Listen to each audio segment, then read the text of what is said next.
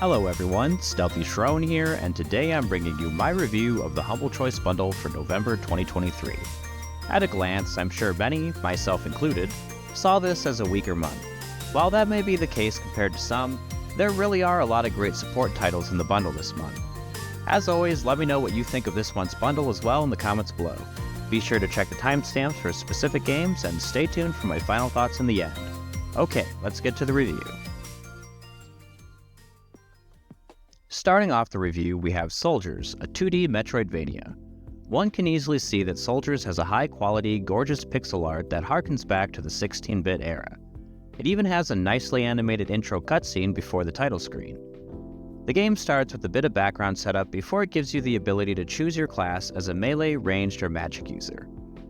I imagine there are differences between these three, but I don't know that for certain since I only played as the mage during my time with it.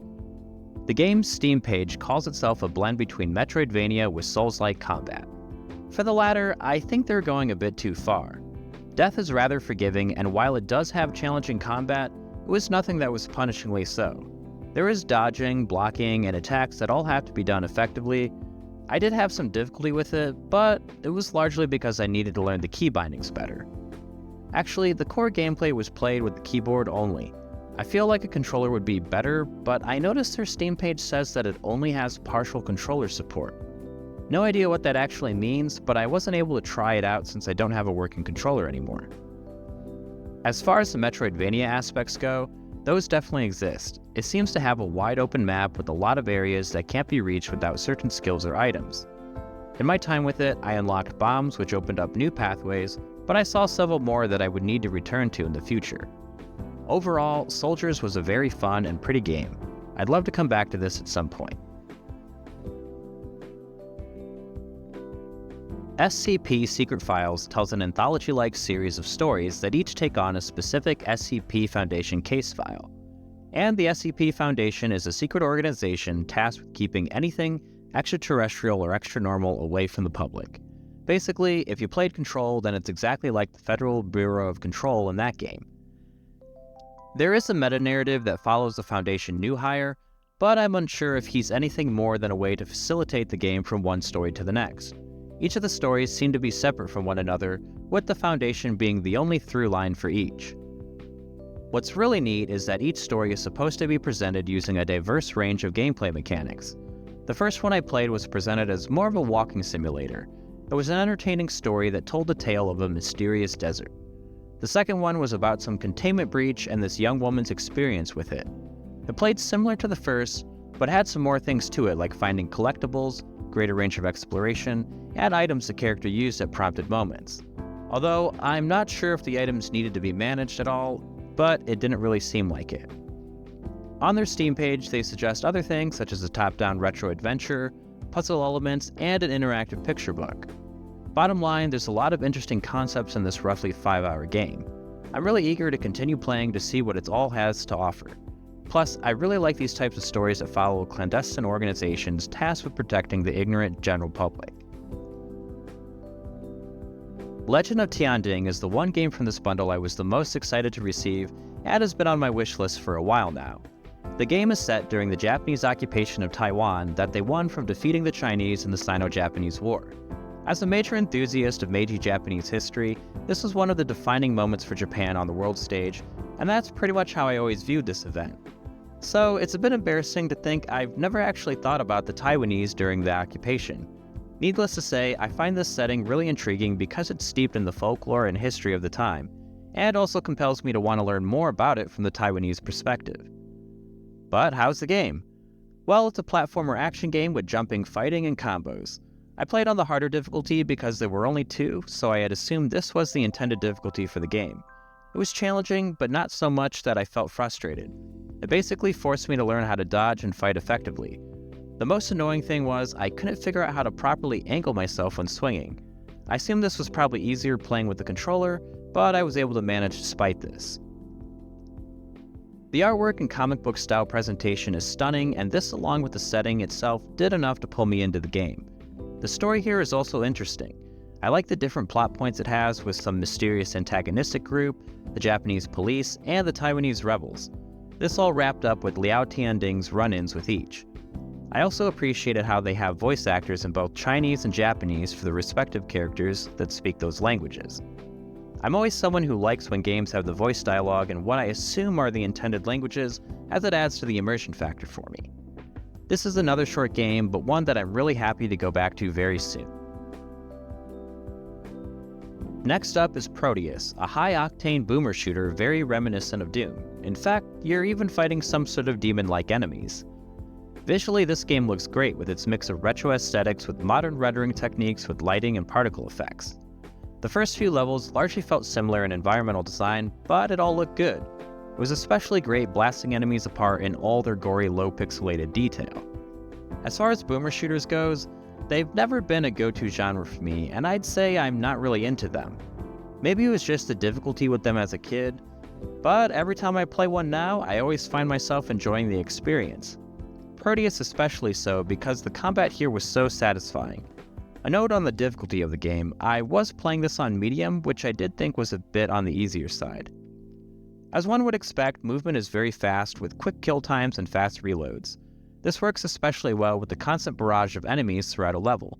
I had a variety of guns to play around with, and judging from the loadout screen in between levels, there were plenty more to come across.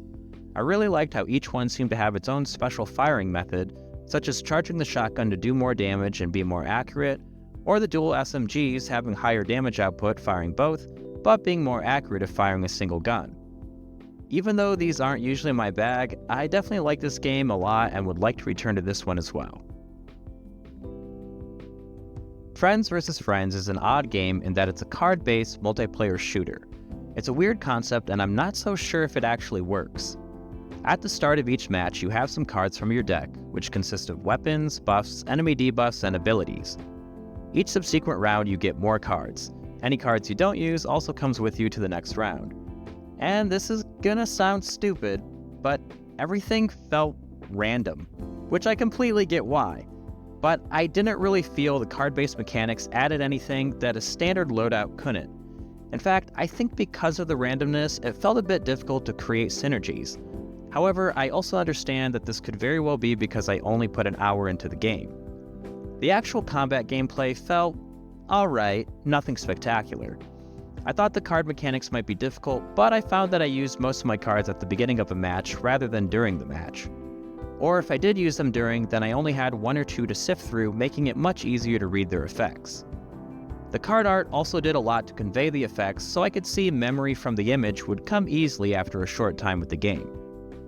While many things are tied to the cards, there sometimes can be environmental hazards, such as a car exploding in the gas station, or falling off a moving vehicle. It did feel off that you couldn't sprint, but the maps are so small, and increased movement is tied to, you guessed it, the cards, so it made sense why this was the case. As far as the multiplayer goes, it actually didn't take that long to find a match despite only having about 200 daily players. About a minute and a half waiting in a queue, and there are bot matches to learn the ropes.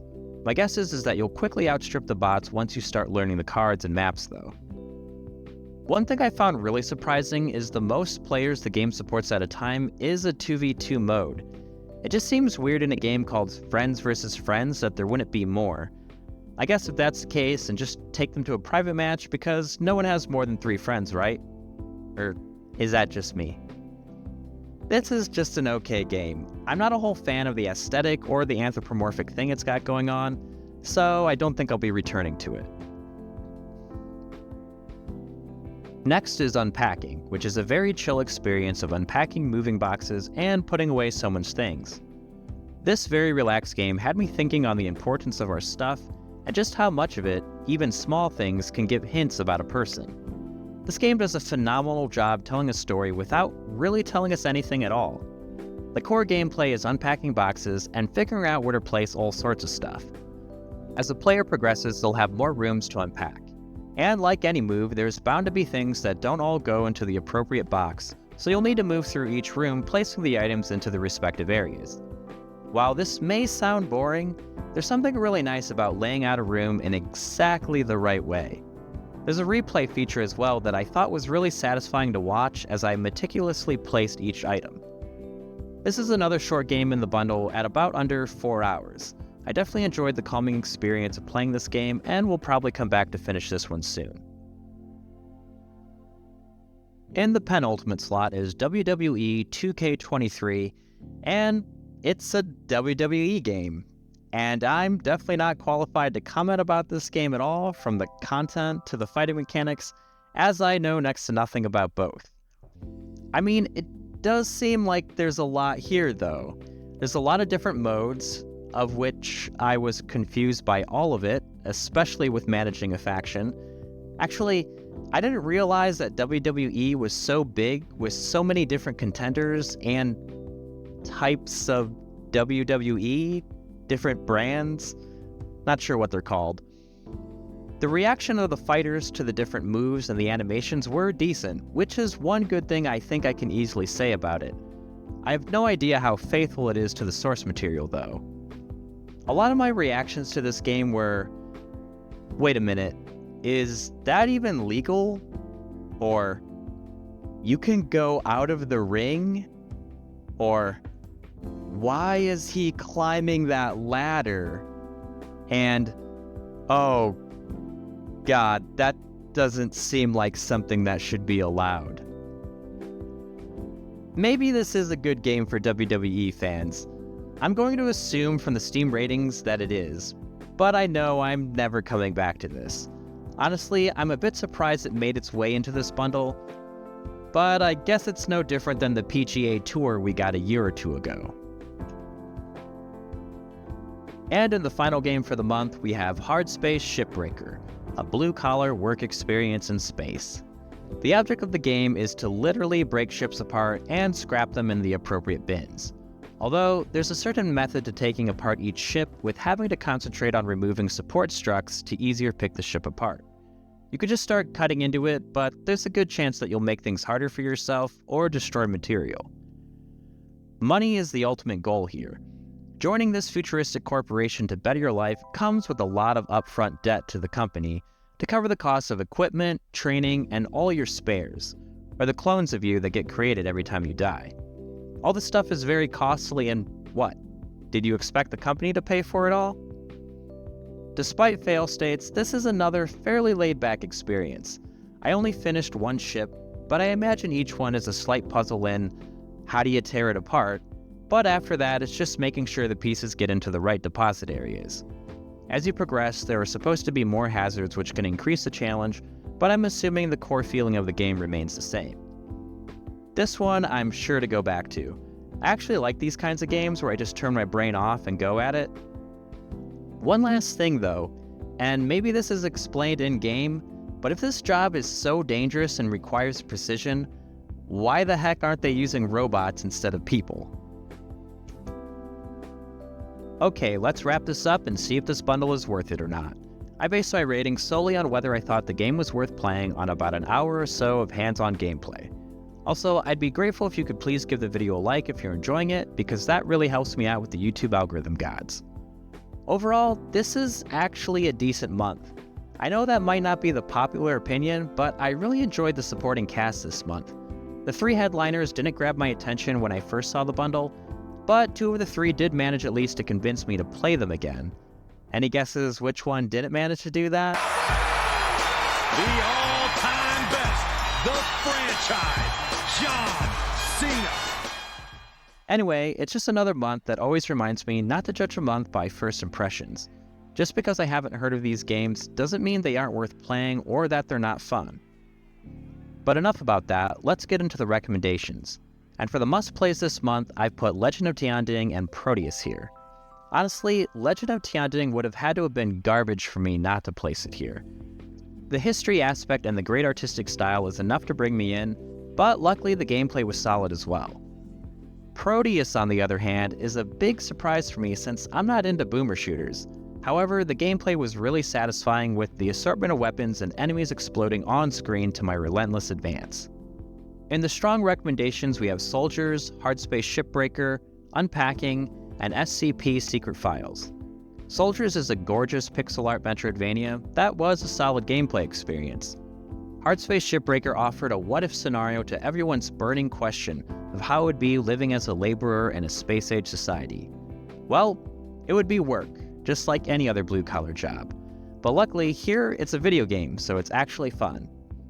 Unpacking has a similar vibe, although much closer to home. The act of cleaning up and placing things where they should go is oddly rewarding, and is something I should probably do in my own home, actually. Finally, SCP Secret Files gets a spot here because I enjoy this type of storytelling, from the content to the anthology nature of the stories. I'll admit this could easily be placed in the week recommendations, because each story can vary wildly in quality and gameplay, but my hour with it placed it here. And speaking of my week recommendations is WWE 2K23. Again, this is largely based on what others have said about the game rather than my own concrete thoughts. I mean, I didn't hate the game, but I really don't know enough about WWE to know if this is good or not. I would recommend this solely to wrestling fans, mainly because I don't know any other games that would fit the bill besides the previous year's edition. Lastly, in the Don't Bother With section is Friends vs. Friends. Thinking about this, I just don't think there's much here. The combination of genres is interesting, but that's really about it. It's worth a try, but I don't think this is something most would play for any reasonable amount of time. And that wraps up my thoughts on this month's bundle. These last couple months weren't the strongest, but one more month to go for Humble to pull through. Do you agree with my thoughts? What games, if any, are you looking forward to playing? Let me know what your thoughts are, if there are any different recommendations you'd make in the comments below. I hope this video helped you in some small way, and if it did, then please consider leaving a like, comment, subscribe, or whatever it is you feel like doing. Thanks for watching, and have a nice day.